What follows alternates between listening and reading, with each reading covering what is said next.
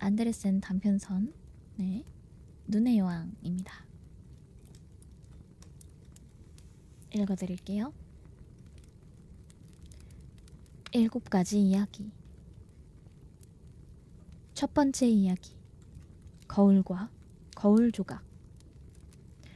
자, 그럼 시작할까? 이 이야기가 끝나면 여러분은 의외로 많은 것을 알게 될 것이다. 이 녀석은 아주 성질이 사나운 홉고블린이다.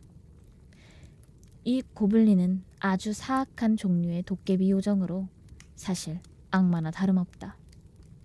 어느 날 이 악마가 요상한 힘이 있는 거울을 마침내 완성해 기분이 무척 좋았다. 이 거울은 선하거나 아름다운 것을 비추면 쪼그라들어 거의 보이지 않고, 반면에 아무짝에 쓸모없고 추한 것은 도드라지면서 훨씬 더 추하게 보였다. 이 거울에서 아름다운 풍경은 끓는 물에 데친 시금치처럼 보이고, 아주 선한 사람은 섬뜩해 보이거나 물구나무를 섰다. 얼굴은 알아볼 수 없을 만큼 일그러졌다. 죽은 깨가 하나 있는 사람이라면 코와 입까지 죄다 죽은 깨로 뒤덮여 있는 것처럼 보였다. 아주 웃기는군. 악마가 말했다. 사람의 마음에 흐르는 선하고 경건한 생각도 이 거울에서는 음흉한 미소로 보였다.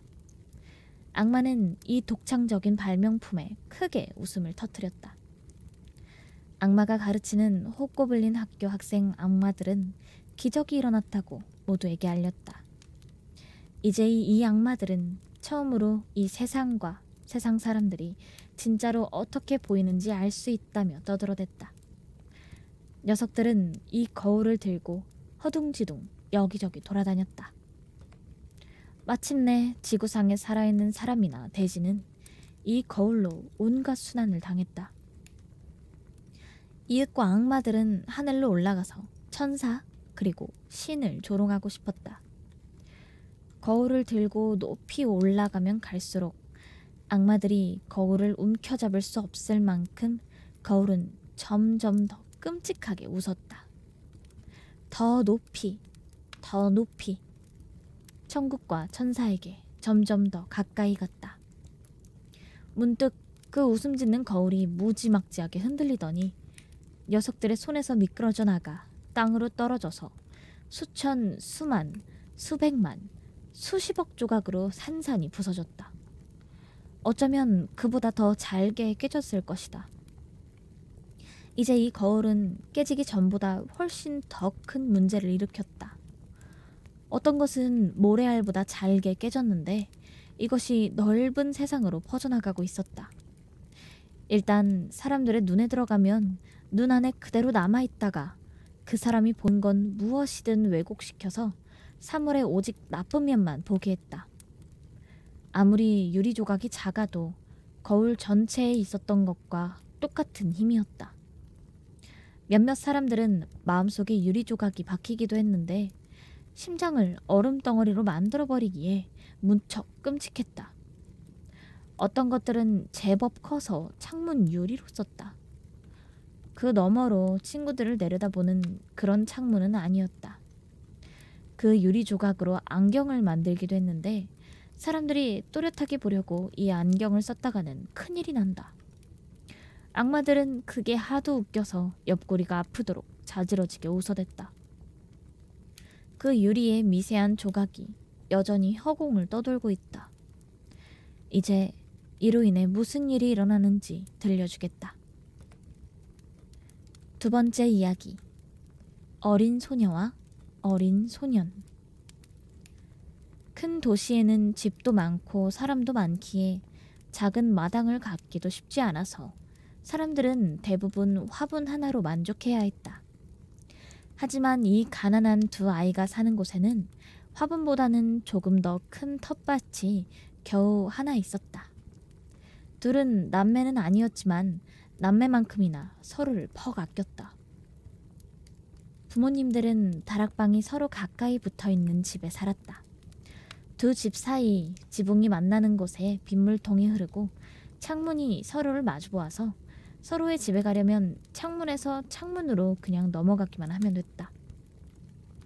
이 창밖에 부모님들이 커다란 상자를 하나 두어서 집에서 먹을 채소와 작은 장미나무도 한 그루 키웠는데 아주 잘 자랐다. 부모님은 이 상자를 빗물통에 걸쳐두어서 두 아이는 더 가깝게 서로에게 갈 수 있게 되었다. 그것은 마치 꽃 담장처럼 보였다. 콩이 상자 위로 들이우고 장미 덤불이 길게 늘어지면서 창틀을 휘감고 서로에게 허리를 숙여서 마치 꽃과 풀로 이루어진 개선문 같았다. 상자는 꽤 높아서 위로 올라가면 안 된다는 것을 알았지만 둘은 종종 자그마한 의자를 지붕으로 내놓고는 장미 아래 앉아서 재미있게 놀곤 했다. 물론 겨울이 되면 이런 즐거움도 사라졌다. 창문에는 종종 두껍게 성에가 꼈다. 그렇지만 아이들은 난로 위에서 구리동전을 뜨겁게 달구어서 성에가 잔뜩 낀 창문에 가져다 댔다. 소녀와 소년이 밖을 내다보는 것이었다. 그러면 아주 멋진 동그란 원이 생기는데 그 동그라미 너머로 친근한 밝은 눈동자가 각자의 창문에 나타났다. 소녀와 소년이 밖을 내다보는 것이었다. 소녀의 이름은 게르다이고 소년의 이름은 카이였다. 여름에는 한 걸음만 떼어도 서로 어울릴 수 있었지만 겨울에 서로의 집에 가려면 아래층으로 내려갔다가 다시 옆집 계단을 올라가야 했다. 밖에는 눈보라가 치고 있었다. 할머니가 말했다. 하얀 꿀벌이 떼지어 가는 것 좀 보려무나. 여왕벌도 있어요? 남자아이가 물었다. 진짜 벌 사이에는 여왕벌이 있다는 것을 알기에 그렇게 물었다. 할머니가 대답했다. 그럼 정말 있지. 여왕벌이 벌떼 속에서 날지. 가장 크단다. 절대로 땅에 잠자코 붙어있는 법이 없어. 그러다가 다시 먹구름 속으로 돌아간다. 숱한 겨울밤 동안 거리를 날아다니면서 창문을 엿보지. 그러다가 마치 꽃으로 둘러싸인 듯 희한한 모습으로 얼어붙어. 아, 네. 우리 그거 본 적 있어요. 두 아이 다 그렇게 말했다. 그 말이 사실이라는 것을 알았다. 여자아이가 물었다. 너네 여왕이 여기에 들어올 수 있을까요? 그러자 남자아이가 소리쳤다. 들어오게 하자. 내가 뜨거운 난로 위에 놓고 확 녹여버릴 테니까. 하지만 할머니는 카이의 머리를 쓰다듬으며 다른 이야기를 들려주었다. 그날 저녁 어린 카이는 집에서 잠자리에 들려다가 창가 의자로 다가가 그 작은 구멍으로 밖을 내다보았다. 눈꽃 몇 송이가 떨어지고 있었는데 가장 큰 눈꽃이 꽃상자 귀퉁이에 날아가 앉았다. 이 눈꽃은 점점 더 커졌다. 그러더니 마침내 여자로 바뀌었는데 아주 섬세하고 투명아리만큼 얇은 하얀 옷을 입었다. 마치 수백만 마리의 별 모양 눈꽃으로 만든 것처럼 보였다. 여자는 아름답고 우아했지만 얼음처럼 반짝였다. 눈동자는 밝은 별 2개처럼 빛났지만 그 안에는 평화로움도 고요함도 없었다. 여인은 창문을 향해 고개를 끄덕이며 손짓했다. 소년은 덜컥 겁을 집어먹고 의자에서 펄쩍 뛰어내렸다. 소년의 눈에 거대한 새 한 마리가 창문을 휙 지나가는 듯 보였다. 이튿날은 날씨가 맑고도 서늘했다. 이제 눈이 녹고 봄이 왔다. 태양이 비치고 초록풀이 돋아났다. 제비들이 둥지를 들고 집집마다 창문을 열었다. 또다시 아이들은 집 위 빗물통 위 그 작은 지붕 마당에서 놀았다. 그해 여름 장미가 아주 아름답게 피었다. 게르다는 성가 하나를 배웠는데 거기에 자신의 꽃을 떠올리게 하는 장미에 대한 가사가 한 줄 있었다. 게르다는 카이에게 그 노래를 불러주었고 둘은 곧 그 노래를 함께 불렀다. 두 아이는 서로의 손을 잡고 장미꽃에 입을 맞추고는 투명한 햇빛을 올려다보며 예수의 아이가 마치 거기에 서 있는 것처럼 하늘에 대고 말했다. 정말 아름다운 여름이라고. 절대로 시들 것 같지 않은 향기로운 장미 동굴 안에 있으니 무척이나 향기롭다고. 어느 날 게르다와 카이는 새와 동물에 관한 그림책을 보고 있었다. 그런데 그때 교회탑의 시계가 5번 울렸다. 카이가 소리쳤다. 아, 가슴이 아파. 눈에도 뭐가 있어. 카이는 눈을 깜빡였다. 게르다는 카이의 목을 잡고 들여다보았지만 아무것도 보이지 않았다. 카이가 말했다. 없어진 것 같아. 하지만 사라지지 않았다. 그건 바로 마법의 유리에서 나온 그 유리 조각이었다. 여러분은 기억할 것이다. 위대하고 선한 것은 무엇이든 작고 추하게 비추지만 모든 사악한 것들은 크게, 작은 흠도 엄청나게 비추는 저 홉고블린이 만든 거울을 말이다. 불쌍한 카이. 유리 파편은 심장도 뚫었다. 그러니 심장이 곧 얼음 덩어리로 병원할 것이다.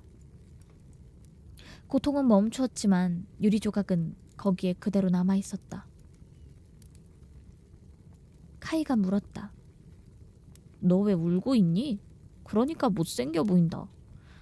난 이제 아무렇지도 않아. 그러더니 불현듯 뭐가 떠올랐는지 이렇게 말했다. 아, 저 장미는 죄다 벌레가 뜯어먹었네. 봐, 이 꽃은 삐뚤어졌어. 게다가 저 장미 어쩜 저렇게 추할 수가 있지? 꼭 자기들이 사는 상자하고 똑같아. 그러더니 그 상자를 발로 툭 찼다. 장미도 확 꺾어버렸다. 카이, 너 무슨 짓이야? 게르다가 소리쳤다. 카이는 게르다가 화를 내자 꽃 한 송이를 더 꺾고는 사랑스러운 게르다만 혼자 남겨놓은 채 자기 집 창문으로 펄쩍 뛰어들어가 버렸다. 나중에 게르다가 자기 그림책을 가져다 주었을 때 카이는 그건 요람에 든 아기들에게나 딱 맞는 책이라고 말했다. 그리고 할머니가 이야기를 들려줄 때마다 언제나 그런데 하며 끼어들었다. 기회를 틈타 할머니 안경을 훔쳐서 자기 코에 걸치고는 할머니 흉내를 냈다. 어찌나 잘하는지 모두가 웃음을 터뜨리곤 했다. 머지않아 그 거리에 사는 사람들 모두의 걸음걸이와 말투를 흉내낼 수 있게 되었다. 사람들의 이상하고 추한 것들은 모두 다 카이가 어쩌나 흉내를 잘 내는지 사람들은 말했다. 저 아이는 확실히 머리가 좋아. 하지만 그건 눈과 심장에 박힌 유리 조각 때문이었다. 그 유리 때문에 카이는 온 영혼을 다해 자신을 아끼는 사랑스러운 게르다조차 놀려댔다. 이제 카이는 둘이 예전에 함께했던 것과는 확실히 다른 놀이를 했다. 둘은 좀 더 철이 들었다. 어느 쌀쌀한 날 눈이 이리저리 흩날리고 있었다. 카이는 집 밖으로 커다란 돋보기를 가져와서 파란 코트 자락을 펼치고는 거기에 눈송이가 떨어지게 했다. 자, 이제 그 돋보기로 봐봐. 카이가 게르다에게 말했다.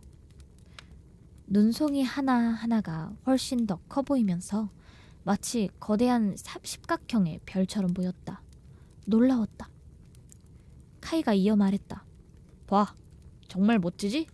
진짜 꽃을 보는 것보다 훨씬 더 재미있어. 눈꽃은 아주 완벽해. 눈꽃은 흠잡을 데가 없어. 녹기 전까지는. 얼마나 지났을까.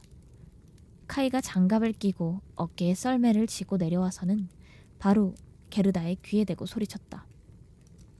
다른 남자아이들이 노는 마을 광장에서 나 놀아도 된대. 그러더니 횡하니 달려갔다. 광장에는 좀 더 대담한 소년들이 자기들 썰매를 농부의 수레 뒤에 묶고는 멀리 끌려가며 놀았다. 신나는 놀이였다. 한창 신나게 놀고 있는데 커다란 썰매 한 대가 다가왔다. 온통 새하얗게 칠한 썰매였는데 마부도 투박한 하얀 털 외투를 입고 똑같이 하얀 털모자를 썼다. 그 썰매가 광장을 두 바퀴 돌자 카이는 재빨리 그 뒤에 자기 썰매를 묶었다. 그러자 썰매는 더 빠르게 거리를 달려 내려갔다. 마부는 친근하게 몸을 돌려 마치 오래전부터 아는 사이인 것처럼 카이에게 고개를 끄덕여 보였다. 카이가 자신의 작은 썰매를 풀려고 할 때마다 마부는 고개를 다시 끄덕였다. 카이는 계속 붙잡고 있었다. 그렇게 마을 입구까지 내달렸다. 문득 눈이 세차게 떨어져 내리기 시작했다. 속도가 점점 빨라지자 소녀는 앞에 있는 자기 손도 보이지 않았다. 커다란 썰매에서 빠져나오려 손에 잡은 밧줄을 갑자기 놓아버렸다. 하지만 소용없었다. 카이의 작은 썰매는 단단히 묶여있어서 바람처럼 나아갔다. 카이는 소리도 질러봤지만 듣는 이 하나 없었다. 눈은 세차게 몰아치고 썰매는 내내 달려갔다. 이따금 울타리나 도랑을 넘는 것처럼 펄쩍 뛰기도 했다. 카이는 공포로 온몸이 뻣뻣하게 굳었다. 기도라도 해보려 했지만 떠오르는 건 구구단 뿐이었다. 눈송이는 점점 더 굵어져서 마침내 하얀색 커다란 암탉처럼 보였다. 갑자기 눈에 장막이 쓱 벌어지더니 그 커다란 썰매가 멈추고 마부가 자리에서 일어났다. 그 털 외투와 털모자는 눈으로 만든 것이었다. 마부는 여자였다. 키가 크고 몸매가 가냘프고 눈이 부시게 희었다. 바로 눈의 여왕이었다. 여왕이 말했다. 우리 꽤 빨리 왔구나. 추위로 떨고 있는 거냐? 내 곰털 코트 속으로 기어들어와라. 여왕은 자기 옆 썰매에 카이를 앉혔다. 그러고는 카이의 몸을 감싸주었다. 카이는 눈구덩이에 빠진 느낌이 들었다. 아직도 춥니? 여왕이 물었다. 그러고는 카이의 이마에 입을 맞추었다. 브르르르.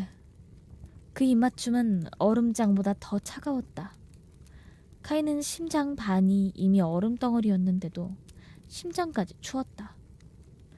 한순간 숨이 넘어갈 것 같은 기분이 들었다. 그러다 곧 편안해지면서 더 이상 추위가 느껴지지 않았다. 내 썰매 잊지 마요. 카이에게는 오로지 이 생각뿐이었다. 둘은 하얀 암탉 한 마리에 썰매를 묶었는데 이 암탉이 등에 썰매를 지고 내내 날아다녔다. 눈의 여왕은 다시 한번 카이에게 입을 맞추었다. 카이는 사랑스러운 게르다, 할머니, 집에 있는 모두를 잊었다. 여왕이 말했다. 이제 더 이상 입맞춤은 없다.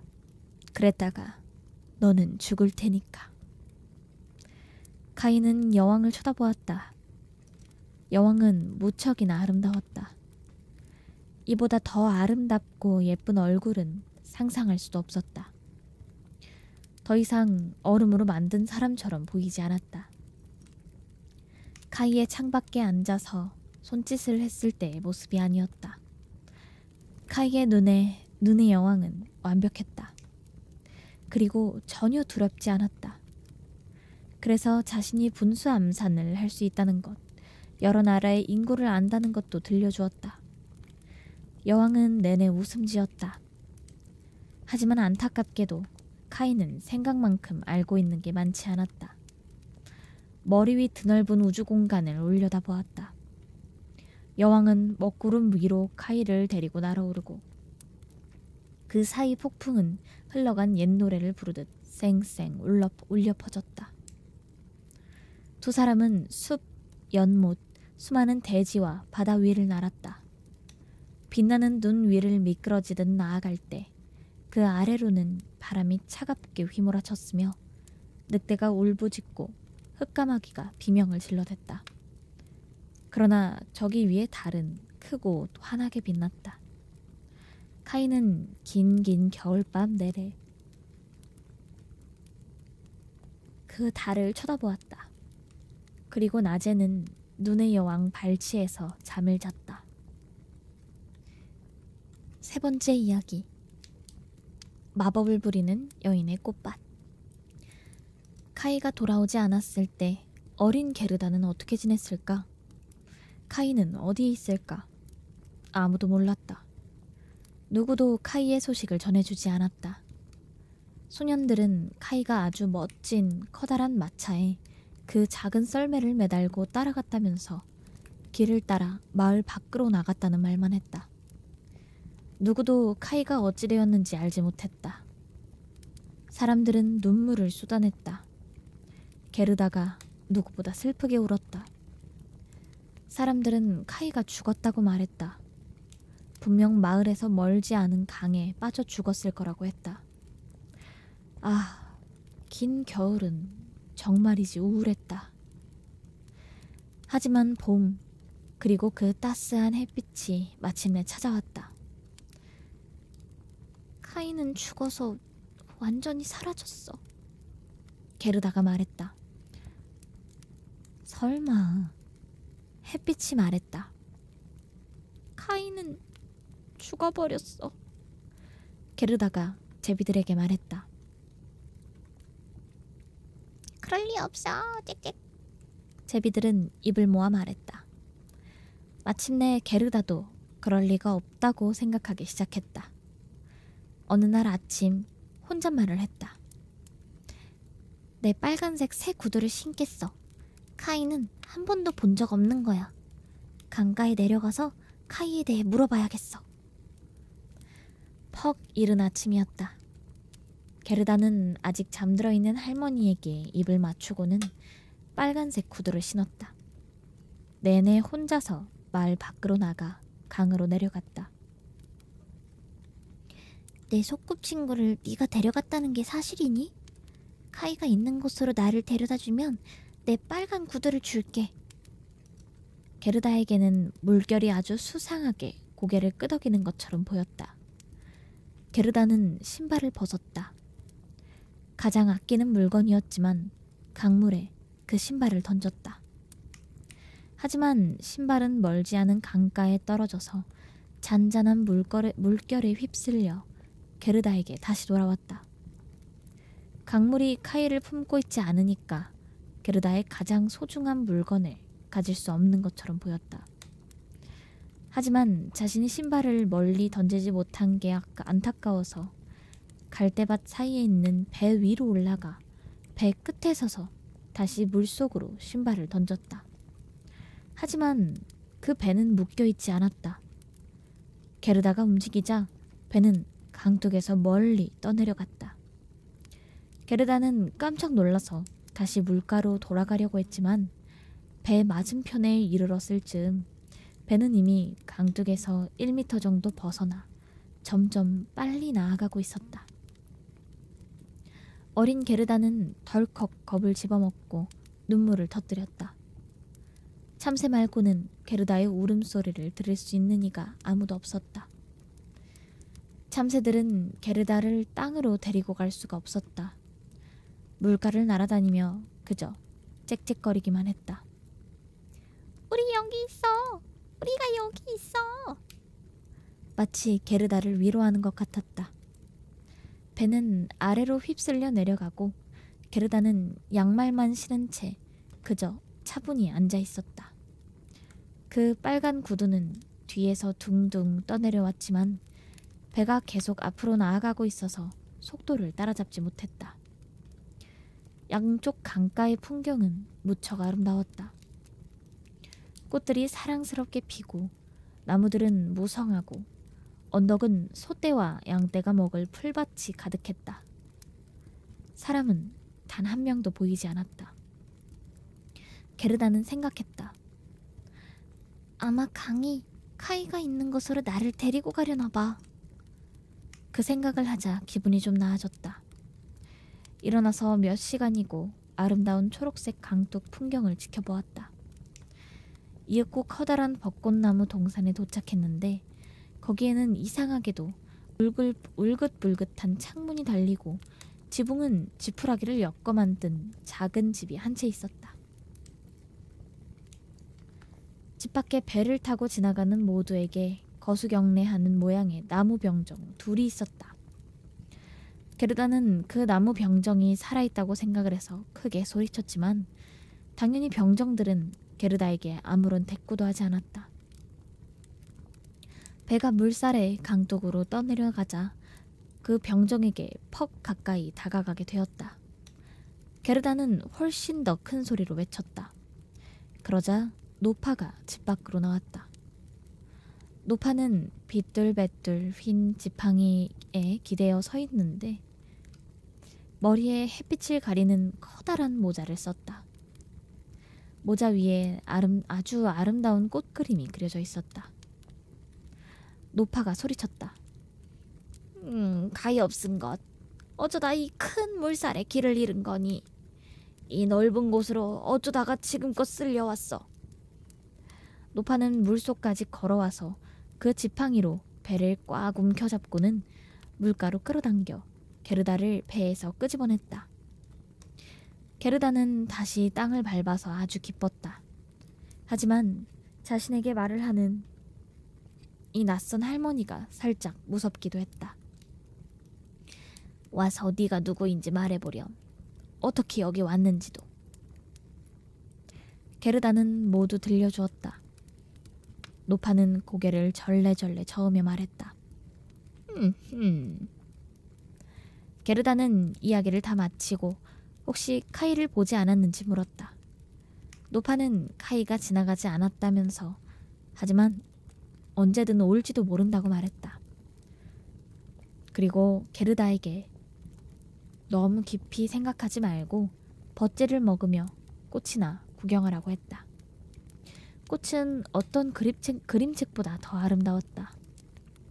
벚지마다 들려줄 이야기가 있는 듯 했다. 문득 노파가 게르다의 손을 잡고 그 작은 집으로 이끌었다. 노파는 문을 잠갔다. 창문이 벽 높이 달려 있었다. 빨갛고 파랗고 노란 창으로 햇빛이 이상 야릇한 빛깔로 섞여 들어와 비추었다. 탁자 위에 가장 아름다운 벚지가 있었다. 이제 두려움은 사라져 게르다는 벚지를 실컷 먹었다. 벚지를 먹는 사이 노파는 황금빛으로 게르다의 머리를 빗어주었다. 게르다의 아름다운 머리카락이 장미꽃처럼 둥글고 탐스러운 작은 얼굴 양쪽으로 황금빛으로 빛나며 흘러내렸다. 노파가 말했다. 너처럼 예쁜 아이를 무척이나 바랐단다.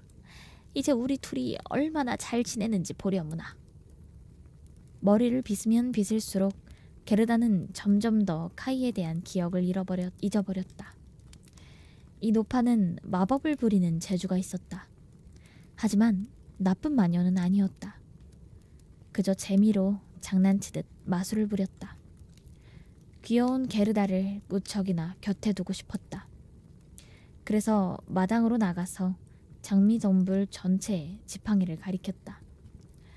한창 아름답게 피던 그 꽃이 전부 다 흔적도 없이 시커먼 흙 속으로 가라앉아 버렸다. 노파는 걱정스러웠다. 만약 게르다가 그 꽃을 보면 자신의 장미와 어린 카이를 떠올리고 다시 달아날지도 몰라서 말이다. 게르다는 꽃밭으로 나왔다. 꽃밭이 얼마나 향기롭고 사랑스러운지 모두가 아는 사계절 꽃이 활짝 피어 있었다. 어떤 그림책도 그렇게나 예쁘고 화려할 수가 없었다. 게르다는 좋아서 깡충깡충 뛰었다. 태양이 키 큰 벚나무 뒤로 넘어갈 때까지 마당에서 놀았다. 이윽고 아름다운 침대, 빨간 비단 퀼트 이불 밑에 몸을 눕혔다. 그곳에서 게르다는 잠을 잤다. 그곳에서 여왕이 결혼식 날에 꾸는 꿈만큼이나 화려한 꿈을 꾸었다. 다음날 아침 게르다는 다시 따뜻한 햇볕 속으로 나가 꽃과 함께 놀았다. 그렇게 여러 날을 보냈다. 게르다는 꽃을 속속들이 모두 알았다. 그런데 한 가지 꽃이 없다는 것을 알았는데 그게 뭔지 알지 못했다. 어느 날 앉아서 노파의 햇빛 가리는 모자를 보고 있었다. 꽃 그림 중에서 가장 예쁜 것은 장미 한 송이였다. 노파가 마당에서 진짜 장미를 사라지게 했을 때 자기 모자에 이 장미를 깜빡했다. 너무 생각을 많이 하다 보면 이런 일이 벌어지기도 한다. 게르다가 물었다. 여기에는 장미가 하나도 없어요? 게르다는 꽃밭 사이로 가서 보고 또 보았다. 하지만 장미는 한 송이도 보이지 않았다. 그러자 주저앉아 눈물을 터뜨렸다. 문득 그 뜨거운 눈물이 장미 덤불이 가라앉았던 바로 그 자리에 떨어져 내렸다. 따뜻한 눈물이 땅을 촉촉히 적시자 장미 덤불이 다시 올라오더니 무성하게 피어났다. 게르다는 장미를 품에 안고 입을 맞추었다. 마침내 자신의 예쁜 장미꽃이 떠오르고 카이가 생각났다. 게르다가 말했다. 아, 내가 얼마나 늦은 거지? 카이를 빨리 찾아야 해. 게르다는 장미에게 물었다. 그 애가 어디 있는지 아니? 그 애가 죽어서 사라졌을 것 같아? 그러자 장미꽃이 말했다. 그 애는 죽지 않았어. 우리는 죽은 사람들이 있는 땅속에 있었는데 그곳에 카이는 없었어. 고마워. 게르다는 꽃송이 모두에게 가서 입을 맞추며 물었다. 카이가 어디 있는지 아니? 하지만 꽃들은 햇빛 속에서 자신들의 동화라든가 이야기에 빠져 있었다. 게르다가 많은 꽃들에게 귀를 기울였지만 카이에 대한 얘기는 아무것도 들을 수가 없었다. 참나리 꽃은 뭐라고 말했을까? 북소리 들리니? 둥둥. 음계가 2개뿐이었어. 언제나 둥둥. 여인의 흐느끼는 소리를 들어봐. 사제의 기도를 들어봐. 빨간색 긴 옷을 입은 여자 힌두교 신도가 주위의 사람들 사이로 살아있는 남자를 생각하면서 장례식 장작더미 위에 서 있어. 그 남자의 눈동자가 불꽃보다 더 뜨겁게 타고 있다고 생각해. 불꽃보다 더 깊이 심장을 뚫는 용맹한 눈길을 생각하고 있어. 곧 여자의 몸은 재가 될 거야. 심장의 불꽃이 장례식 장작더미에서 사라질까? 난 정말 모르겠어. 그게 내 동화야. 나팔꽃은 뭐라고 말했을까? 오래된 성 하나가 산속 좁은 길에서 높이 솟아있어. 빽빽한 덩굴잎이 발코니까지 자랐어. 거기에 아름다운 여인이 서 있어. 신부는 난간 너머로 몸을 기울여 길을 내려다보네. 어떤 장미꽃도 이 여인만큼 아름답지 않고 바람에 실려오는 사과꽃도 그렇게나 싱그럽지 않아. 여인의 실크옷이 사각거리는 소리 좀 들어봐. 그 사람은 결코 오지 않는 걸까? 카이를 말하는 거야? 난 내 이야기를 하고 있는 거야. 내 자신의 꿈을. 나팔꽃이 대답했다. 작은 스노도롭은 뭐라고 말했을까? 나무 사이 밧줄 2개에 나무 판자가 하나 걸려있어. 그네야. 눈처럼 새하얀 원피스를 입은 예쁜 소녀 2명이 초록색 기다린 리본이 나풀거리는 모자를 쓰고 그네를 타고 있어. 그 애들 오빠는 소녀들보다 큰데 그네 뒤에서 2 팔에 밧줄을 감고 버티고 있어. 한 손에는 작은 컵을, 다른 손에는 도자기 피리를 들고 있어. 그네가 움직이자 비눗방울이 색색으로 변하며 퉁퉁 떠다녀. 그네가 이리저리 움직이자 마지막 비눗방울이 그릇에 매달린 채 허공에서 나비처럼 팔랑거리네. 검은색 작은 개가 뒷다리를 바닥에 대고 비눗방울처럼 가볍게 그네에 뛰어오르려고 해. 하지만 그네가 멈추지 않아. 그네는 높이 올라갔다가 다시 아래로 내려와. 마침내 개는 균형을 잃고 화가 나서 마구 짖어대. 그러자 아이들이 개를 놀려. 비눗방울이 터지고 그 비눗방울이 터졌어. 비눗방울 속의 그네 그림. 이게 나의 이야기야. 정말 아름다운 이야기인 것 같아. 하지만 넌 아주 슬프게 말했어. 카이 이야기는 전혀 하지 않았어. 히아신스는 뭐라고 말했을까? 세 자매가 있었어. 꽤 솔직하고 온화했어. 첫째는 빨간색, 둘째는 파란색, 셋째는 하얀색 옷을 입었어. 달빛 밝은 밤, 고요한 호수 옆에서 손에 손을 맞잡고 춤을 추었어. 세 사람은 요정이 아니라 인간이었어. 공기는 달콤하고 세 자매는 숲속으로 사라졌어. 공기는 점점 더 달콤해졌어. 세 자매가 누운 관 세 개가 숲에서 미끄러지듯 나와 호수를 가로질러 반딧불이가 깜빡이는 불처럼 주위를 날아다녀. 그 춤추는 자매는 잠을 자고 있는 걸까? 아니면 죽은 걸까? 꽃향기는 세 자매가 죽었다고 말해. 장례식을 위해 저녁 종이 울려 퍼져. 게르다가 말했다. 넌 나를 아주 슬프게 하고 있어. 네 향기는 너무 강해서 그 죽은 자매들이 떠올라. 아, 카이는 정말로 죽은 걸까? 장미꽃이 땅속에 있었는데 카이는 죽지 않았다고 했단 말이야. 히아신스가 종소리를 냈다. 띵동. 우리는 카이를 위해 종을 울리지 않았어. 우리는 그 애를 몰라. 우리는 그저 우리 노래를 부르고 있어. 그냥 우리가 아는 노래지. 그래서 게르다는 번들거리는 초록잎 사이에 빛나는 미나리 아제비에게 갔다. 너는 밝은 애 같구나. 있잖니? 어디 가면 내 속꽃 친구를 찾을 수 있는지 아니?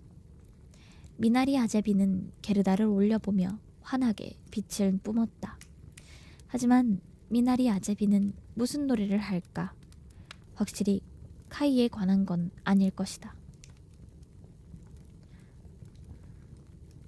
작은 마당에 하느님의 태양이 봄의 첫날을 밝게 비추고 있었어. 햇빛은 옆집 흰 벽을 따라 반짝였어. 그리고 봄에 처음으로 핀 노란색 꽃들이 따스한 햇살 속에서 황금처럼 빛났어. 늙은 할머니가 밖에 나와 의자에 앉아 있었어. 가난하지만 무척이나 아름다운 여인.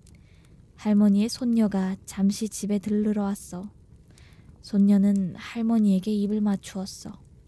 정말로 마음이 가득 담긴 황금 같은 입맞춤이었지. 입술에도 황금, 꿈속에도 황금, 아침 햇빛 속에도 황금이 가득했어. 자, 이게 나의 작은 이야기야. 미나리 아제비가 말했다. 아, 불쌍한 우리 할머니. 할머니는 날 엄청 보고 싶어 하실 거야. 카이 때문에 슬퍼했던 것처럼 나 때문에 몹시 슬퍼하고 있을 거야. 하지만 난 곧 집으로 돌아갈 거야. 카이도 데리고 갈 테고. 꽃들에게 카이 소식을 묻는 건 아무짝에도 소용이 없어. 꽃들은 자기들 노래 말고는 아무것도 몰라. 내게 들려줄 소식이 없어. 게르다가 말했다. 이윽고 게르다는 재빨리 달아날 수 있게 치마를 걷어올렸다. 하지만 수선화를 펄쩍 뛰어넘으려 할 때 수선화가 게르다의 다리를 톡톡 건드렸다. 그래서 게르다는 걸음을 멈추고 그 커다란 꽃 위로 몸을 기울였다. 나한테 뭔가 할 말이 있나 보구나. 게르다가 물었다. 수선화는 뭐라고 말했을까? 난 내가 보여. 난 내가 보여. 아, 내 향기는 어떻게 이렇게 향기로울까? 저 위 좁은 다락방에 옷을 대충 입은 어린 무희가 있어. 먼저 한쪽 발로 섰다가 두 발로 서. 무희는 세상을 경멸해. 그 무희는 환상 속에 살아. 손에 든 천조각에 주전자 물을 따라 부어. 청결은 대단한 미덕이야. 무희의 하얀색 옷이 고리에 걸려 있어. 그 옷 또한 주전자 안에서 빨아서 지붕 위에 말렸어. 무희는 그 옷을 입고 목에 사프란색 스카프를 둘러 옷을 더 희게 돋보이게 했어. 발끝을 뾰족하게 세워 다리 하나로 얼마나 균형을 잘 잡는지 봐. 난 내가 보여. 난 관심 없어. 그런 이야기를 왜 나한테 하지? 게르다가 말했다. 그러고는 마당 끝으로 달려갔다. 문이 닫혀 있었지만 게르다는 녹이 쓴 걸쇠를 마구 흔들어 마침내 걸쇠가 풀리고 문이 열렸다. 게르다는 맨발로 넓은 세상으로 도망쳐 나왔다. 3번이나 뒤를 돌아봤지만 쫓아오는 사람은 아무도 없었다.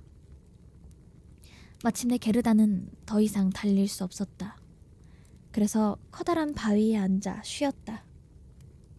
고개를 들어보니 여름이 가고 이제 늦가을이 되었다. 언제나 태양이 비추고 사계절 내내 꽃들이 활짝 피어있는 아름다운 마당 안에서 이처럼 세월이 빨리 지나갔으리라고는 전혀 생각할 수가 없었다. 이런, 내가 너무 오랫동안 시간을 허비했어. 여긴 벌써 가을이야. 더 이상 꼬물거릴 수 없어. 게르다가 말했다. 그러고는 자리에서 일어나 달리기 시작했다. 하지만 발이 아프고 피곤했다. 주변의 모든 게 너무나 차갑고 황량했다. 기다란 버드나무 잎은 샛노랗게 물들고 축축한 안개가 이슬방울처럼 후두둑 흘러내렸다. 나뭇잎이 하나 둘 땅에 떨어졌다. 야생 자두나무만 아직 열매를 품고 있었다. 하지만 그 열매는 너무 쉬어서 이 끝이 아플 정도였다. 아, 주변에 보이는 이 넓은 세상이 얼마나 우울하고 칙칙해 보이는지.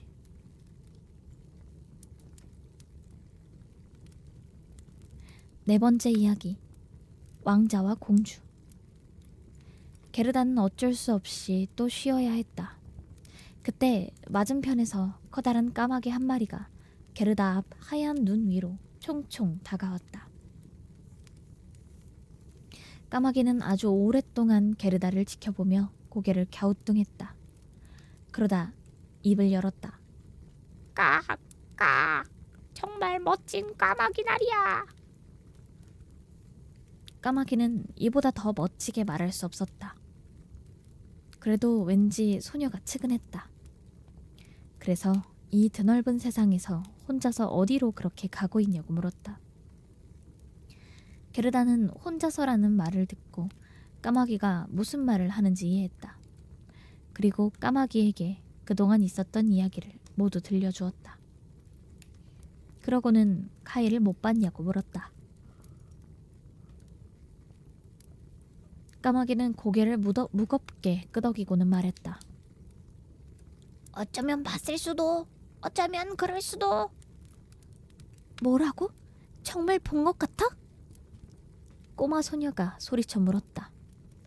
까마귀에게 입 맞추며 죽어라 꽉 껴안았다. 진정해, 진정하라고. 내가 본 게 그 꼬마 카일지도 몰라. 하지만 그렇다 해도 그 아이는 공주 때문에 널 잊었을 거야. 까마귀가 말했다. 카이가 공주랑 같이 산다는 거야?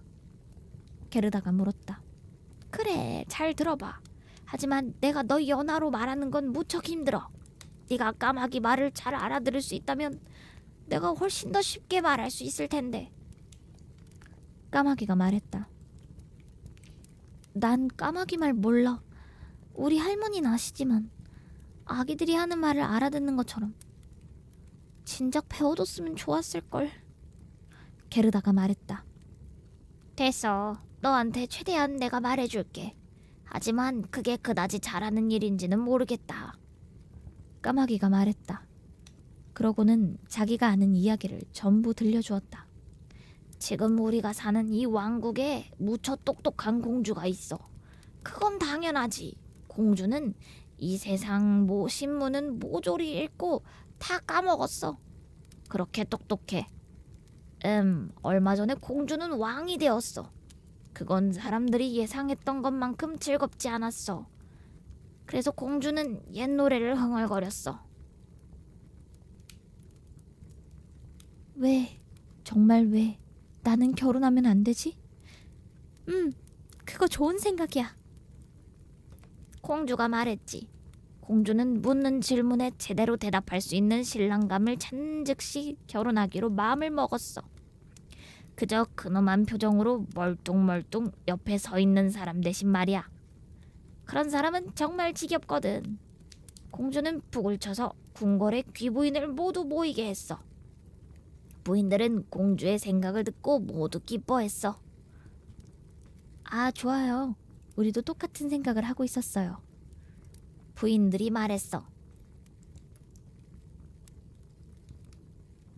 정말이야. 내가 하는 말은 한마디 한마디 다 사실이야. 내게는 궁정을 마음대로 돌아다니는 유순한 내 사랑이 있거든. 내 사랑이 전부 다... 아, 이런... 까마귀잖아. 정말이야. 내가 하는 말은 한마디 한마디 다 사실이야. 내게는 궁정을 마음대로 돌아다니는 유순한 사랑이 있거든. 내 사랑이 전부 다 이야기해줬어. 까마귀가 말했다. 물론 까마귀의 애인은 역시 까마귀였다. 다 끼리끼리 노는 법이니 말이다. 즉각 신문이 발행되었어. 신문에는 하트 모양 테두리에 공주 이니셜이 적혀 있었어. 용모단정한 젊은 남자는 누구나 궁정으로 와서 공주와 대화를 나눌 수 있다는 내용이 실렸어. 최고로 말을 잘하는 사람, 그리고 궁정에서 가장 잘 어울릴 것 같은 사람을 공주가 남편으로 고를 거라고 했지. 그래, 내 말 믿어.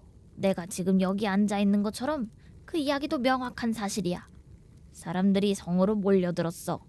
엄청난 인파가 모여 발 디딜 틈이 없었지. 하지만 첫째 날은 물론이고 둘째 날도 아무도 선택을 받지 못했어. 밖에 길거리에 있을 때 사람들은 모두 입담이 좋았어. 하지만 보초들이 은빛 실로 수놓은 군복을 입고 시키고 선 궁정 문에 들어서서 금빛 실로 술을 놓은 군복을 입은 신하들이 줄지어 있는 계단을 올라 휘황찬란하게 불을 밝힌 접견실에 도착했을 때는 할 말을 잃었지. 왕좌에 앉은 공주 앞에 섰을 때 공주의 마지막 말을 앵무새처럼 따라하는 게 고작이었어. 공주는 자기 말이나 따라하는 소리는 전혀 듣고 싶지 않았지. 까마귀가 말했다. 접견실에 오는 사람들은 모두 수면제를 잔뜩 마시고 잠이 들기라도 한 것 같았어. 하지만 거리로 나오자 한시도 쉬지 않고 끊임없이 이야기를 했어. 지원자들의 줄이 마을 입구에서 궁정까지 길게 이어졌어. 나도 직접 가서 봤어. 사람들은 배도 고프고 목도 말랐어. 하지만 궁정에서는 아무것도 주지 않았어. 미지근한 물 한 잔 주지 않았지. 확실히 똑똑한 지원자 몇몇은 샌드위치를 싸왔어. 하지만 이들은 옆 사람과 나눠 먹지 않았어. 모두 이렇게 생각했지. 저 인간이 배고프게 보이도록 놔둬야 해. 그러면 공주는 저 인간을 선택하지 않을 테니까. 까마귀가 말했다. 그런데 카이는? 우리 카이는 언제 왔어? 그 사람들 틈에 끼어 있었어? 여유 좀 가져. 시간을 좀 갖고 기다려봐. 이제 그 이야기 하려고 하잖아. 셋째 날 어린 사람 하나가 말도 없고 마차도 없이 궁정으로 과감하게 성큼성큼 걸어 올라갔어. 그 아이의 눈은 네 눈처럼 반짝반짝 빛났지. 게다가 긴 머리카락이 무척 멋졌어. 하지만 옷은 형편없었지. 아, 카이가 맞네. 이제 카이를 찾았네. 게르다가 손뼉을 치고 기뻐하며 말했다. 그 아이는 등에 작은 배낭을 메고 있었어. 까마귀가 게르다에게 말했다. 아니야, 그건 분명 그 아이 썰매였을 거야. 카이는 길을 떠날 때 썰매를 가지고 있었어. 게르다가 말했다. 그럴지도 모르겠네. 그걸 자세히 보진 않았거든. 하지만 내 사랑이 말했어. 그 아이가 궁의 문으로 걸어 들어오며 은빛 보초들을 보았을 때, 계단을 올라오며 금빛 보초들을 보았을 때 그 아이는 전혀 주눅들지 않았다고. 그 아이는 고개를 까딱이며 그 사람들에게 이렇게 말했어. 계단에 서 있는 거 정말 따분할 것 같네. 나라면 안으로 들어갈 거야. 까마귀가 말했다. 방은 환하게 불을 밝혀두었어.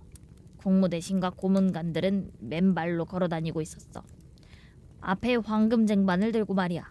모두를 엄숙하게 하기에 충분했지. 그 아이의 신발에서 소리가 크게 났어. 하지만 그 아이는 조금도 두려워하지 않았어. 분명 카이가 틀림없어. 카이가 새 신발을 신고 있다는 거 알아. 할머니의 방에서 그 신발이 엄청 찍찍거리는 걸 나도 들었어. 게르다가 말했다. 아, 네네 소리가 났어. 하지만 그 아이는 공주에게 곧장 걸어가며 그런 건 별로 신경 쓰지 않았어. 공주는 물레만큼 커다란 진주 위에 앉아 있었지. 궁의 귀부인들과 조수들의 조수들, 그리고 신하들과 신하들의 조수들이 그곳에 서 있었어. 문에 가까이 서 있는 사람일수록 그 표정은 더 오만했어. 문지방에 서 있는 시종은 늘 실내화를 신었는데 거드름을 피우는 표정이었어. 까마귀가 말했다. 정말 끔찍했겠다. 그런데 카이는 공주와 결혼했어? 게르다가 크게 소리쳤다. 내가 까마귀가 아니었다면 내가 공주와 결혼했을 거야. 나한테 약혼녀가 있어도 말이야. 사람들이 그러는데 그 애는 내가 까마귀 언어로 말할 때처럼 아주 유창하게 말을 했대. 내 사랑이 그렇게 말해줬어. 그 아이는 씩씩하고 잘생겼어. 게다가 그 아이는 공주한테 알랑거리려는 게 아니라 공주의 지혜를 들으려고 왔어. 그 애는 공주가 마음에 들었고 공주도 그 애가 마음에 들었어. 물론 카이는 정말 그래. 카이는 너무 똑똑해서 분수도 암산으로 할 수 있어. 아, 제발 날 그 성으로 데리고 가줘. 게르다가 말했다. 말이야 쉽지. 우리가 어떻게 그럴 수 있겠어? 내 사랑과 한번 이야기를 해볼게. 내 사랑이 어쩌면 뭔가 방법을 알려줄지도 몰라. 하지만 너처럼 어린 소녀는 절대 성에 들어가지 못한다는 걸 알아야 해. 까마귀가 말했다. 아, 들어갈 수 있을걸? 카이가 내 소식을 들으면 밖으로 나와 나를 당장 데리고 들어갈 거야. 게르다가 말했다. 저기 저 문 옆에서 내가 올 때까지 기다리고 있어. 까마귀가 말했다. 그러고는 고개를 저으며 날아갔다. 어둠이 내려앉았을 때 까마귀가 돌아왔다. 까! 까! 내 사랑이 너 칭찬하더라. 이 빵 한 조각 너 주래. 내 사랑이 이걸 부엌에서 찾아냈어. 거기에는 빵이 충분해. 너 배고프겠다.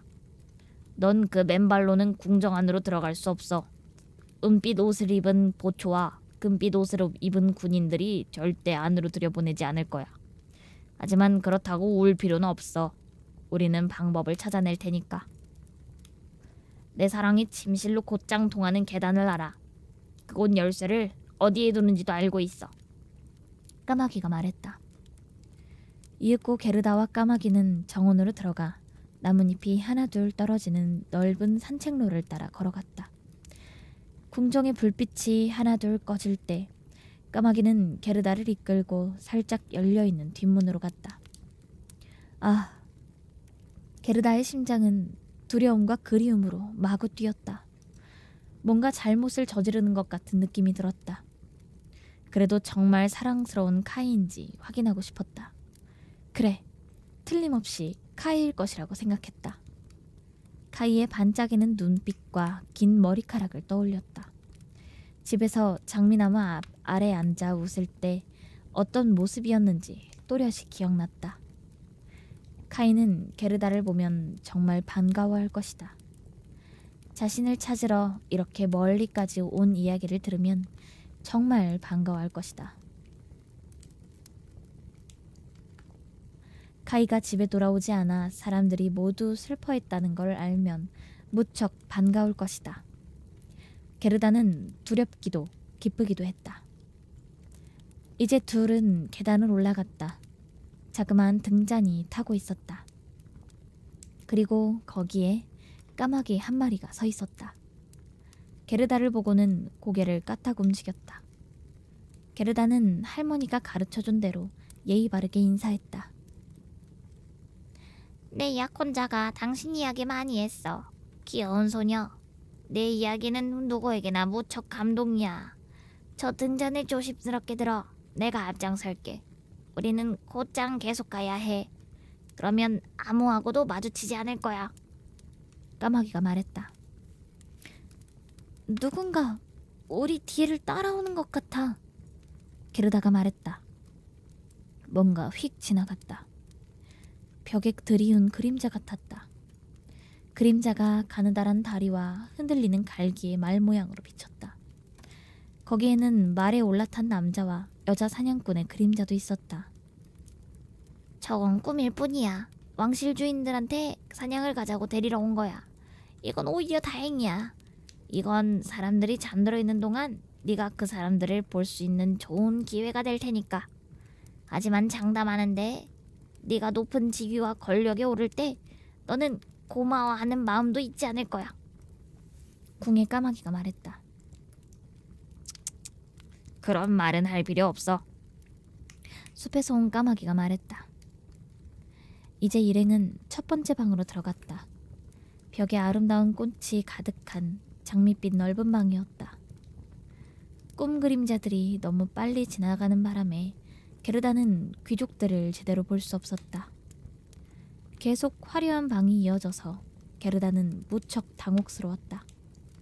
마침내 왕실 침실에 이르렀다. 침실 천장은 값비싼 유리 잎사귀가 달린 거대한 종려나무 가지 같았다. 방 한가운데에는 침대 2개가 커다란 황금 줄기에 매달려 있었다. 그리고 침대는 백합 모양이었다. 하얀색 침대에 공주가 누워 있었다. 또 다른 침대는 빨간색이었다. 게르다는 카이를 찾으러 빨간 침대로 뛰어올랐다. 게르다가 진홍색 꽃잎 하나를 들춰보니 가느다란 갈색 목덜미가 보였다. 분명 카이임에 틀림없었다. 게르다는 카이의 이름을 외치며 등잔을 가까이 가져다 댔다. 말에 탄 꿈들이 다시 방 안으로 뛰어들어왔다. 잠에서 깨 고개를 돌린 사람은 카이가 아니었다. 왕자는 목만 카이를 닮았다. 왕자는 젊고 잘생겼다. 공주가 백합처럼 하얀 자기 침대에서 밖을 내다보며 무슨 일이냐고 물었다. 게르다는 울면서 자신의 이야기, 까마귀들이 자신을 위해 해준 일들을 모두 털어놓았다. 불쌍한 어린 것 같으니라고. 왕자와 공주가 말했다. 둘은 까마귀들을 칭찬해 주었다. 화를 내진 않았지만 다시는 그런 짓을 하지 말라고 말했다. 더욱이 까마귀들은 보상을 받아야 했다. 어디든 마음대로 활활 날아가고 싶니? 아니면 궁의 까마귀가 되어 평생 부엌의 음식 찌꺼기를 먹고 싶니? 공주가 물었다. 까마귀 2마리는 고개를 깊이 숙여 부엌을 택했다. 이 둘은 자신들의 미래와 자신들의 늙은 나이를 생각했을 때 그게 훨씬 낫다고 말했다. 왕자는 침대에서 일어나 게르다에게 자기 침대에 누우라고 했다. 왕자가 베푸는 최고의 행동이었다. 게르다는 작은 손으로 박수를 치며 생각했다. 사람들도 동물들도 참 착하구나. 게르다는 눈을 감고 평온하게 잠이 들었다. 꿈이 모두 다시 날아 돌아왔는데 이들은 천사처럼 보였다. 천사들이 자그마한 썰매를 끌었는데 그 썰매에 카이가 앉아 있었다. 카이가 게르다에게 고개를 끄덕였지만 그저 한낱 꿈에 불과했다. 그래서 꿈에서 깨었을 때 모든 것이 사라져버렸다. 다음날 게르다는 머리부터 발끝까지 실크와 벨벳 옷을 입었다. 공주와 왕자는 게르다에게 성에 머물며 멋진 시간을 보내달라고 했지만 게르다는 그 대신에 작은 마차 하나, 작은 말 하나, 작은 신발 한 짝을 달라고 부탁했다. 그러면 넓은 세상으로 달려나가 카이를 찾겠다고 했다. 공주와 왕자는 신발 한 짝과 토시를 내주었다. 둘은 게르다를 아주 멋지게 입혔다. 게르다가 떠날 준비가 되자 문 앞에는 황금 마차 한 대가 서 있었다.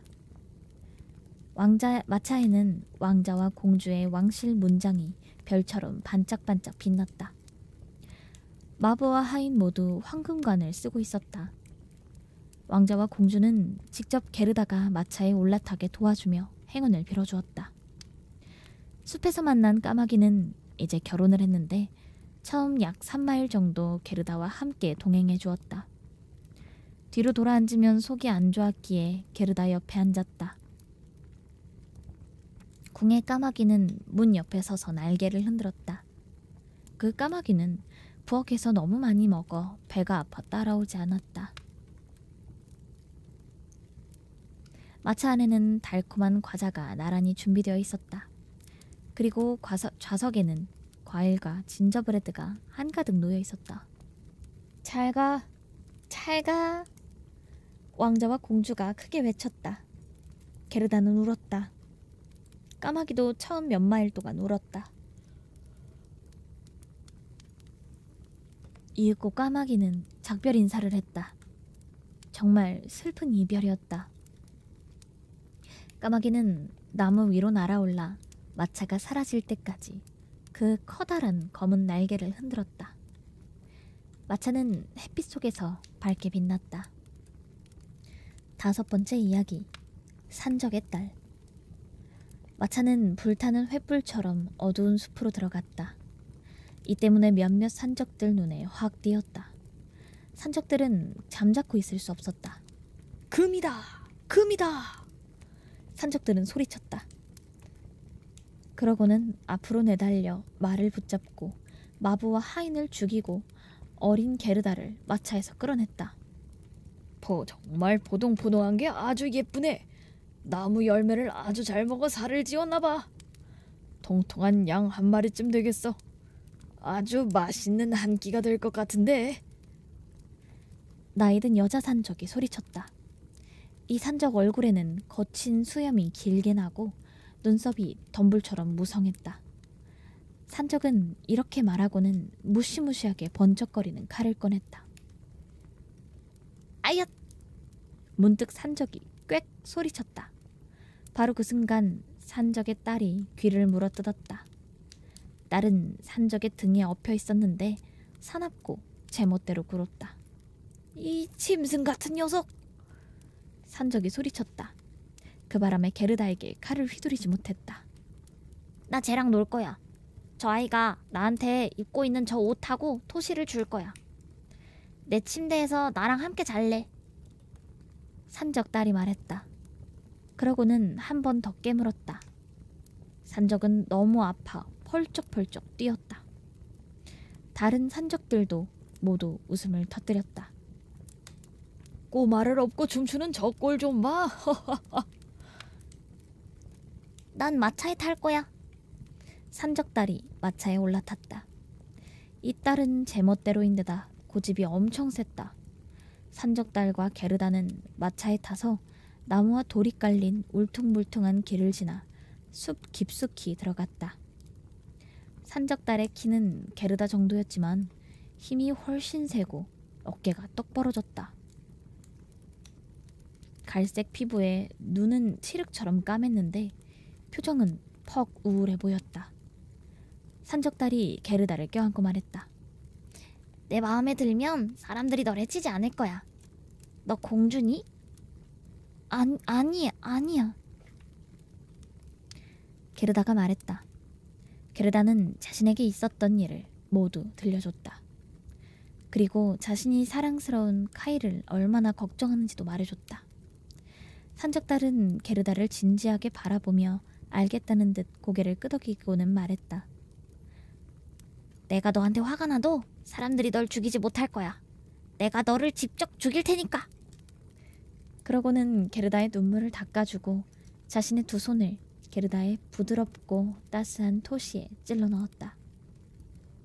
마침내 마차가 산적이 사는 성 마당에 멈추었다. 성벽은 아래부터 위까지 쩍쩍 금이가 갈라졌다. 까마귀와 갈까마귀들이 성벽에 뚫린 총구멍 사이로 날아다니고 사람도 잡아먹을 정도로 커다란 개들이 공중에 펄쩍펄쩍 뛰었다. 하지만 짖는 게 금지되어 있기에 짖지 않았다. 돌이 깔리고 연기 자욱한 낡은 방 한가운데 불이 활활 타올랐다. 그 연기가 천장까지 차오르며 밖으로 나갈 길을 찾았다. 커다란 가마솥에는 수프가 펄펄 끓고 꼬치에 토끼고기가 익어가고 있었다. 너는 오늘 밤 나랑 우리 동물들이랑 같이 잔다. 산적달이 말했다.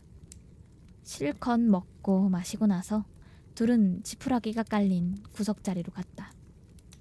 잠자리 주위로 나뭇가지와 횃대 위에 비둘기가 100마리 정도 모여 있었다. 비둘기들은 잠이 든 것처럼 보였지만 어린 소녀 둘이 가까이 다가오자 꿈틀거렸다. 저 비둘기들은 모두 내 거야. 산적달이 말했다. 옆에 있던 비둘기를 붙잡더니 다리 하나를 잡고 흔들어대 마침내 비둘기가 날개를 퍼덕거렸다. 얘한테 입 맞춰. 산적달이 소리치며 새를 게르다의 얼굴에 툭 던졌다. 저 두 녀석은 몹쓸 장난꾸러기들이야. 숲의 장난꾸러기들이지. 저렇게 막아놓지 않으면 금세 달아나 버릴 거야. 그러고는 저 높은 곳 벽에 나무 막대기로 막아놓은 구멍을 가리키며 말했다. 그리고 이건 내 단짝 친구 배야. 그러더니 술록의 뿔을 확 잡아당겼다.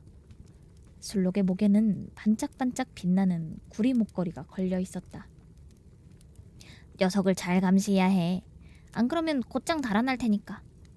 매일 밤 나는 녀석의 목을 칼날로 간지럽혀. 그러면 녀석이 겁을 잔뜩 집어먹거든. 산적달은 벽의 구멍에서 기다란 칼 하나를 꺼내 술록의 목에 겨누었다. 불쌍한 동물이 발버둥치자 산적달은 마구 웃으며 게르다를 자기 침대로 끌어당겼다. 자면서 계속 칼을 들고 있을 거야? 게르다가 살짝 겁먹은 표정으로 칼을 바라보며 물었다. 난 언제나 칼을 들고 자. 무슨 일이 일어날지 모르잖아. 그건 그렇고 네가 어린 카이에 대해 아까 나한테 해준 말, 네가 넓은 세상을 방황한 이유에 대해 다시 말해줘. 산적달이 말했다. 게르다는 이야기를 모두 다시 들려줬다. 그러는 사이 야생 비둘기들은 머리 위 새장에서 구구 울어댔고 집 비둘기들은 잠이 들었다. 산적달은 한 손으로 게르다의 목을 움켜잡고 다른 손으로는 칼을 꽉 쥔 채 잠이 들었다. 그러고는 누구나 들을 수 있을 만큼 시끄럽게 코를 골았다. 하지만 게르다는 전혀 눈을 감을 수가 없었다. 자신이 살아남을지 죽게 될지 전혀 알지 못했다. 산적들은 불가에 앉아 노래하고 마셔댔다. 그리고 나이 든 그 여자 산적은 제주 넘기를 했다. 게르다가 보기에는 꽤 끔찍했다. 이윽고 숲비둘기가 말했다. 고고, 고고, 우리가 카이를 봤어. 고고, 하얀 암탉이 그 아이의 썰매를 끌었어. 카이는 눈의 여왕의 썰매에 앉아 있었어. 고고, 여왕의 썰매는 우리 둥지가 있는 나무 위까지 바짝 스쳐 지나갔어. 고고, 눈의 여왕은 어린 것들을 다 날려 죽여버렸어. 우리만 살아남았어. 고고, 고고. 거기서 하는 말, 그게 무슨 말이야? 눈의 여왕은 어디로 갔어? 뭐 아는 거 없어? 게르다가 소리쳐 물었다.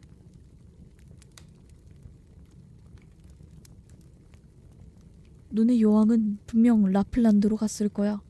거기는 늘 눈하고 얼음으로 덮여 있어. 네 옆에 묶여있는 술록한테 물어보지 그래? 술록이 게르다한테 말했다. 그래, 눈부시게 아름다운 그 땅은 얼음과 눈으로 덮여 있어.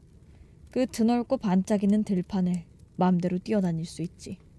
눈의 여왕은 거기에 여름 숙소가 있어. 하지만 여왕의 본거지는 북극 근처에 있는 성이야. 스피스베르겐이라고 부르는 섬에 있지. 아, 카이, 사랑스러운 카이. 게르다가 한숨 쥐었다. 잠자코 누워있어. 안 그러면 칼로 네 배를 푹 찔러버릴 거야. 산적달이 말했다. 아침에 게르다는 숲에 사는 비둘기들이 해준 말을 모두 산적달에게 들려줬다. 산적달은 곰곰 생각에 잠긴 표정이었다. 고개를 끄덕이고는 크게 소리쳤다. 나한테 맡겨. 나한테 맡겨. 그러고는 술록에게 물었다. 라플란드가 어딘지 알아? 술록이 두 눈을 반짝이며 대답했다. 나보다 잘하는 사람이 누가 있을까? 난 그곳에서 태어났어. 그곳에서 자라고 그곳에서 자유롭게 뛰어놀았어. 눈밭을 가로질러 달렸지. 잘 들어. 너도 알다시피 남자들이 다 갔어. 우리 엄마는 아직 이곳에 있어. 엄마는 계속 여기 있을 거야. 하지만 아침이 되기 전에 엄마는 저 커다란 병을 다 마셔버릴걸? 그러고는 보통 낮잠을 늘어지게 자지. 엄마가 잠이 들자마자 내가 너한테 친절을 베풀어 줄게. 산적달이 게르다에게 말했다. 그러고는 침대에서 펄쩍 뛰어나와 달려가 자기 엄마의 목을 감싸고 엄마의 까칠까칠한 수염을 잡아당기며 말했다. 잘 잤소? 우리 사랑스러운 염소 아줌마. 산적달의 엄마는 소녀의 코를 잡고 시뻘개질 때까지 비틀었다. 하지만 이 모든 건 순수한 사랑의 표시였다. 엄마가 병을 비우고 잠에 골아 떨어지자마자 산적달은 술록에게 달려가 말했다.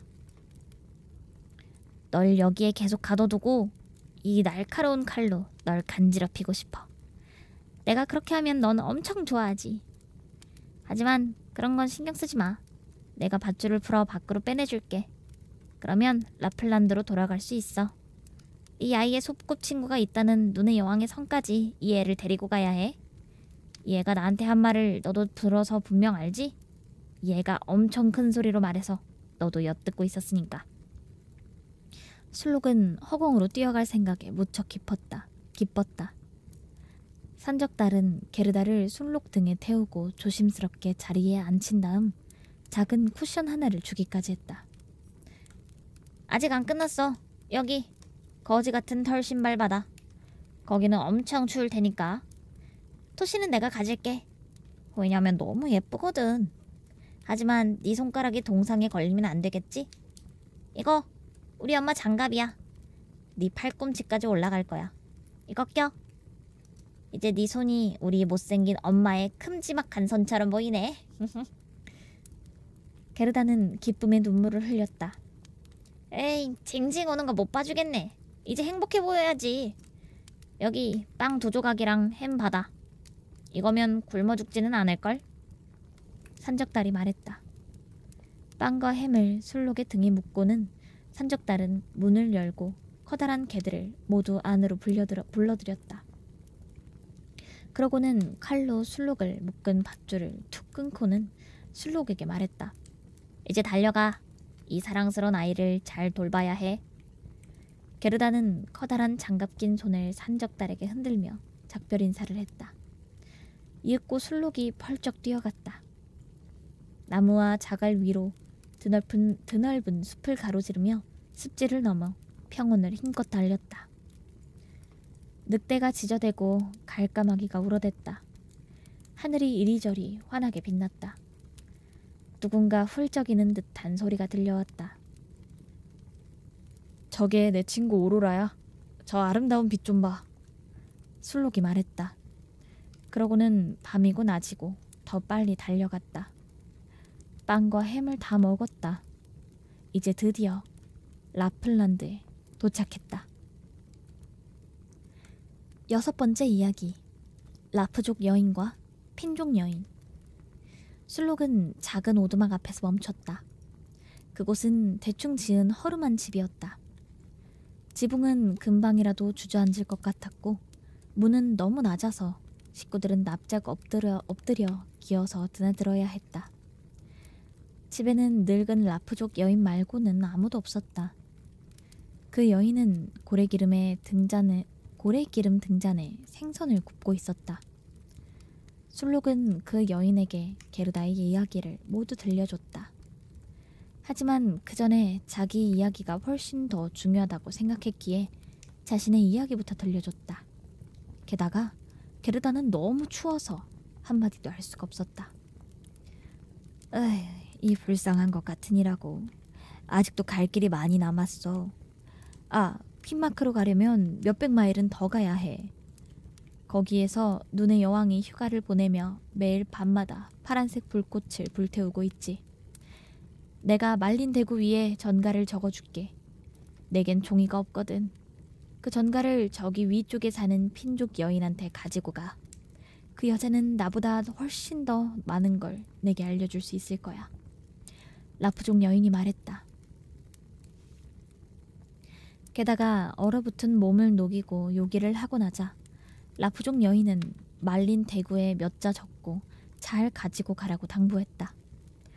그러고는 게르다를 다시 술록의 등에 단단히 묶어주었다. 술록은 다시 달렸다. 밤새도록 하늘은 탁탁 쑥씩 소리를 내며 아름다운 오로라를 선사했다. 마침내 핀마크에 도착해 핀족 여인의 집 굴뚝을 두드렸다. 문이라고 할 만한 게 없었기 때문이다. 집은 무척 뜨거웠다. 그래서 핀족 여인은 거의 벌거벗은 채로 집안을 돌아다녔다. 몸집이 작고 더러운 그 여자는 곧장 게르다가 장갑과 신발과 옷을 벗도록 도와주었다. 그렇지 않으면 집안에서 버티기 힘들었다. 그리고 나서 여자는 술록의 머리 위에 얼음 조각을 하나 올려놓고는 대구에 적힌 글을 읽었다. 그걸 3번 읽고 외운 다음에 대구를 수프 냄비에 넣었다. 대구는 먹을만 했다. 여자는 뭐든 허투루 버리는 법이 없었다. 술록은 그 여자한테 자신의 이야기를 먼저 들려주고 어린 게르다 이야기를 했다. 핀족 여인은 알았다는 듯 눈을 깜빡였지만 아무 말도 하지 않았다. 술록이 말했다. 당신은 엄청 현명한 분이군요.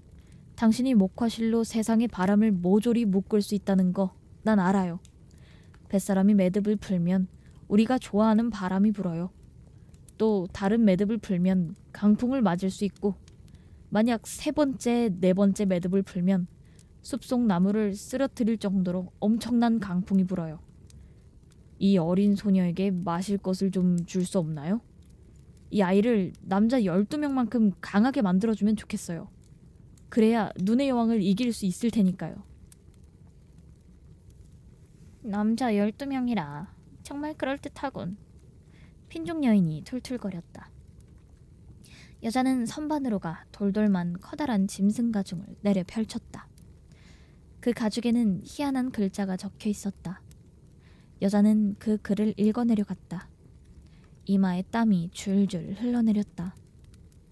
술록은 게르다를 도와달라고 다시 한번 부탁했다. 게르다는 애처로운 눈으로 여자를 바라보았다. 그러자 여자는 다시 눈을 깜빡였다. 여자는 술록을 구석으로 데리고 가서 술록의 머리에 얼음 조각 하나를 또 올려주며 속삭였다. 카이는 정말 눈의 여왕과 함께 있어. 거기 모든 게 그 아이한테 아주 잘 맞아. 그 아이는 그곳이 이 세상에서 가장 멋진 장소라고 생각하고 있어. 하지만 그건 그 아이 심장에 눈에 작은 유리 조각이 박혀있기 때문이야. 그 유리 조각들을 빼내지 않으면 그 아이는 다시 인간이 될 수 없을 거야. 눈의 여왕은 엄청난 힘으로 그 아이를 계속 붙잡아둘 거야. 게르다에게 뭔가 마실 걸 당신이 만들어줄 수는 없나요? 전부 다 상대할 힘을 줄 수는 없나요? 내가 저 애한테 줄 수 있는 힘은 저 아이가 지금 이미 갖고 있는 힘보다 크지 않아. 인간과 짐승들이 저 아이를 도우려 하는 거 안 보이니? 이 넓은 세상에서 저 아이가 애초에 맨발로 이렇게나 멀리까지 온 게 안 보여? 우리는 저 아이한테 그 힘에 대해 말해선 안 돼. 그 힘은 저 아이 마음속에 들어있어. 저 아이는 아주 사랑스럽고 순수하거든. 저 아이가 직접 눈의 여왕한테 가서 어린 카이에게서 그 유리 조각을 빼낼 수 없다면 우리가 저 아이를 도울 수 있는 방법은 없어. 넌 저 어린 소녀를 그곳에 데리고 가. 눈에서 자라는 붉은 베리로 뒤덮인 커다란 관목에 내려놓아야 해. 그러고 나서 거기에 서서 수다나 떨지 말고 얼른 이곳으로 와. 핀족 여인은 어린 게르다를 술록 위에 들어올렸다. 술록은 있는 힘껏 달려갔다. 아, 신발과 장갑을 깜빡하고 놓고 왔네. 게르다가 소리쳤다. 살을 애는 듯한 추위 속에서 신발과 장갑이 필요하다는 사실을 곧 깨달았다. 하지만 술록은 감히 멈추려 하지 않았다. 술록은 전속력으로 달려 마침내 붉은 베리가 뒤덮인 커다란 관목에 들어섰다.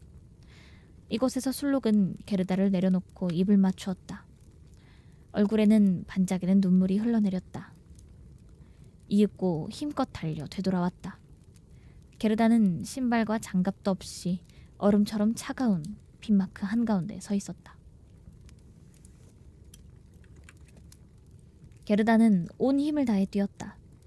눈송이가 게르다를 향해 휘몰아쳤다. 하지만 그 눈송이는 하늘에서 떨어지는 게 아니었다. 하늘에는 구름 한 점 없이 오로라가 불타오르고 있었기 때문이다. 눈송이가 땅으로 휘몰아쳤다. 가까이 다가올수록 점점 더 커졌다. 게르다는 돋보기로 눈송이를 보았을 때 무척 크고 기이해 보였다는 사실이 떠올랐다. 하지만 이곳에서 눈송이는 훨씬 더 괴기스럽고 으스스했다. 눈송이는 살아있었다. 이 눈송이는 눈의 여왕의 선발대로 정말 기괴한 모양이었다. 너무 많이 자란 흉측한 호저를 닮은 것도 있었다. 어떤 따리를 튼 뱀처럼 생겼는데 사방으로 머리를 내밀고 있었다. 털을 죄다 곤두세운 뚱뚱한 어린 곰처럼 생긴 눈송이도 있었다. 모두 하얗게 반짝반짝 빛났다. 모두 살아있는 눈송이였다.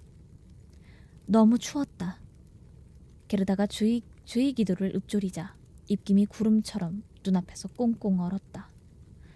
구름은 점점 더 짙어지며 작은 천사들의 모습이 되었다. 연기구름이 땅에 닿으며 점점 더 커져갔다. 천사들은 모두 머리에 투구를 쓰고 손에는 방패와 창을 들었다. 점점 더 늘어났다. 게르다가 기도를 마치자 한 무리 천사들이 게르다를 둘러싸고 있었다. 천사들은 창으로 끔찍한 눈송이들을 찌르고 수천 조각으로 베어버렸다. 게르다는 아무런 방해도 받지 않고 경쾌하게 걸어갔다. 천사들이 게르다의 손과 발을 비벼 따뜻하게 해주었다. 게르다는 눈의 여왕의 궁전으로 힘차게 걸어갔다. 하지만 이제 우리는 카이가 어떻게 지내는지 알아야 한다. 게르다는 카이의 마음속에서 아주 멀리 밀려났다. 카이는 게르다가 궁전 밖에 왔다는 생각은 조금도 하지 못했다. 7번째 이야기. 눈의 여왕의 궁정에서는 무슨 일이 있었나? 그리고 그 뒷이야기. 성벽은 휘몰아치는 눈으로, 창문과 문은 살을 애는 듯한 바람으로 지었다. 성에는 100개도 넘는 방이 있었는데 그 방은 바람에 휩쓸려온 눈으로 만들었다. 가장 큰 방은 수마일 뻗어 있었다. 방마다 오로라의 불꽃으로 환했다. 모두 엄청 크고 모두 텅 비었다. 모두 얼음장처럼 춥고 모두 화려했다. 즐거움의 흔적이라곤 하나도 없었다. 북극곰이 북풍의 음악에 맞춰 뒷발로 어기적 걸으며 최고의 예의 범절을 과시하는 그런 사소한 춤도 없었다. 눈먼 곰의 가죽 또는 새끼들을 위해 수건을 숨기는 놀이를 하는 조촐한 파티도 열지 않았다. 암컷 흰 여우들이 수다를 떨어대는 오후에 조촐한 커피 모임도 없었다. 눈의 여왕의 방은 다 텅 비고 크고 추웠다. 오로라는 규칙적으로 빛을 내 언제 가장 높고 언제 가장 낮을지 정확히 알 수 있었다. 드넓고 텅 빈 눈의 방 한가운데 꽁꽁 언 호수가 하나 있었다. 호수는 수천 조각으로 금이가 있었지만 각각의 조각은 똑같은 모양이었다. 마치 위대한 장인의 작품처럼 보였다. 눈의 여왕은 집에 있을 때 그 호수 한가운데 앉아 있었다. 이것을 이성의 거울 위에 앉는다고 말했다. 이 거울은 이 세상에서 유일무이한 최고의 물건이라고 했다. 카이는 추위에 온몸이 새파랗게 변해 거의 시커매졌다. 하지만 추위를 느낄 순 없었다. 눈물의 여왕이 입을 맞추어 떨지 않게 해주었다. 또한 카이의 심장은 거의 얼음으로 변해 있었다. 카이는 뾰족하고 납작한 얼음 조각을 이리저리 움직이며 패턴으로 맞추려 했다. 우리가 집에서 하는 자그맣고 납작한 나무 조각들을 특정한 디자인으로 꿰맞추는 중국 퍼즐 게임과 비슷했다. 얼음처럼 차가운 이성 게임에서 조각을 교묘하게 늘어놓았다. 눈에 박힌 요리 조각 때문에 그 패턴들이 눈에 확 들어오고 가장 중요해 보였다. 카이는 조각을 배열해 수많은 단어를 만들어냈다. 하지만 자신이 그렇게나 맞추고 싶어하는 한 가지 단어는 결코 알아차릴 수 없었다. 그 단어는 영원이었다. 눈의 여왕은 카이에게 이렇게 말한 적이 있었다. 네가 알아맞히면 넌 너 자신의 주인 될 수 있어. 그럼 내가 너한테 이 세상을 주겠다. 그리고 스케이트 한 벌도 새로 주지.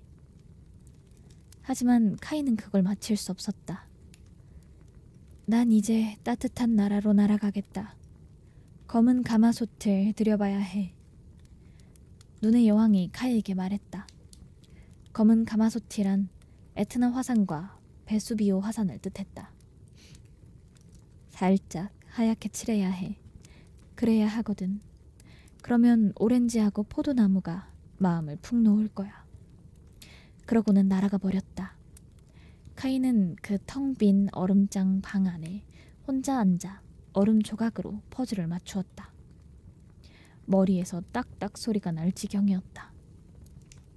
하도 꼿꼿하게 잠자코 앉아 있어서 누군가는 마치 얼어 죽었다고 생각했을 것이다. 불현듯 게르다가 살을 애는 바람에 그 큰 문을 지나 성 안으로 걸어 들어왔다. 게르다가 저녁 기도를 읽자 바람이 잦아들었다. 게르다는 차갑고 텅 빈 넓은 방 안으로 들어섰다. 마침내 카이의 모습이 보였다. 카이를 한눈에 알아봤다. 얼른 달려가 품에 안았다. 카이를 꼭 껴안고 울부짖었다. 카이, 사랑하는 카이, 마침내 널 찾았어. 하지만 카이는 꼼짝 않은 채 꼿꼿하고 차갑게 앉아 있었다. 게르다는 뜨거운 눈물을 쏟아냈다. 눈물이 카이의 몸에 떨어져 곧장 심장으로 들어갔다. 그 눈물이 얼음 덩어리를 녹이고 그 안에 박힌 유리 조각을 태워 없앴다. 카이는 게르다를 올려다봤다. 그러자 게르다가 노래했다. 장미꽃이 달콤한 계곡에 틀림없이 예수의 아이가 있을지니. 카이가 갑자기 눈물을 터뜨렸다. 실컷 눈물을 흘리고 나니 눈에 박힌 작은 유리 조각이 씻겨 나왔다. 게르다, 우리 사랑스러운 게르다. 이렇게 오랫동안 어디 갔었던 거야? 그리고 내가 지금 어디 있는 거야? 카이는 게르다를 알아보고는 행복에 겨워 소리쳤다. 이윽고 주변을 둘러보더니 이어 말했다. 여기 정말 춥다. 엄청 넓고 아무것도 없어. 카이는 게르다를 꼭 안았다. 게르다는 웃었다. 마침내 행복한 눈물이 게르다의 뺨을 타고 흘러내렸다. 이들의 행복은 너무나도 아름다워서 유리 조각조차 곁에서 춤을 추며 행복을 함께 나누었다. 유리 조각은 점차 지쳐갔다. 이제 하나의 패턴으로 떨어지며 눈의 여왕이 카이에게 말했던 바로 그 단어를 만들었다. 카이가 스스로 주인이 되어 온 세상과 새 스케이트 한 짝을 얻기 위해 찾아야만 하는 바로 그 단어를. 게르다는 카이의 뺨에 입을 맞추었다. 그러자 뺨이 다시 발그레해졌다. 게르다는 카이의 눈에 입을 맞추었다. 카이의 눈이 게르다의 눈처럼 초롱초롱 빛났다. 게르다는 카이의 손과 발에 입을 맞추었다. 카이는 다시 튼튼하고 건강해졌다. 눈의 여왕은 이제 언제든 내킬 때 돌아올지 모른다. 카이를 풀어준 말이 얼음덩이에 적혀 있었다. 카이와 게르다는 손을 맞잡고 거대한 성을 느릿느릿 빠져나왔다. 둘은 할머니에 대해, 지붕 위의 장미에 대해 이야기를 나누었다. 걸을 때마다 바람이 먹고 태양이 비쳤다. 빨간 베리로 뒤덮인 관목에 이르자 대기하고 있던 술록이 두 사람을 맞아주었다. 술록은 사랑스러운 술록짝과 함께 있었는데 그 술록에게는 이 아이들이 마실 수 있는 따뜻한 우유가 있었다. 술록이 아이들에게 입을 맞춰주었다. 이 술록들이 게르다와 카이를 태우고 먼저 핀족 여인에게로 갔다. 아이들은 그곳 뜨거운 방에서 몸을 녹였다. 핀족 여인이 집으로 가는 방향을 알려주었다. 아이들은 라프족 여인에게로 갔다. 라프족 여인은 이들에게 새 옷을 만들어주고 썰매를 태워주었다. 술록 두 마리는 함께 북쪽 끝까지 나란히 달렸다. 이제 처음으로 초록봉우리가 보였다. 이곳에서 카이와 게르다는 술록 두 마리와 라프족 여인에게 작별 인사를 했다. 안녕. 작은 새들이 처음으로 짹짹 짖어내는 소리가 들렸다. 주변 숲에는 이제 초록 봉우리가 가득했다. 문득 숲에서 말을 탄 소녀가 당당하게 나왔다. 게르다는 그 말을 알아봤다. 그 말은 한때 황금마차를 몰았었다. 말을 탄 소녀는 머리에 빨간색 모자를 쓰고 허리춤에는 권총 2자루를 차고 있었다. 바로 그 산적의 딸이었다. 산적딸은 집에 있는 게 지겨워져 북극나라로 여행을 떠났던 것이다. 그곳도 마음에 들지 않으면 세상은 넓으니 산적딸이 갈 수 있는 곳은 널려 있었다. 산적딸은 게르다를 한눈에 알아봤다. 게르다 또한 산적딸을 알아봤다. 즐거운 만남이었다. 산적딸이 카이에게 말했다. 너 돌아다니는데 일가견이 있구나.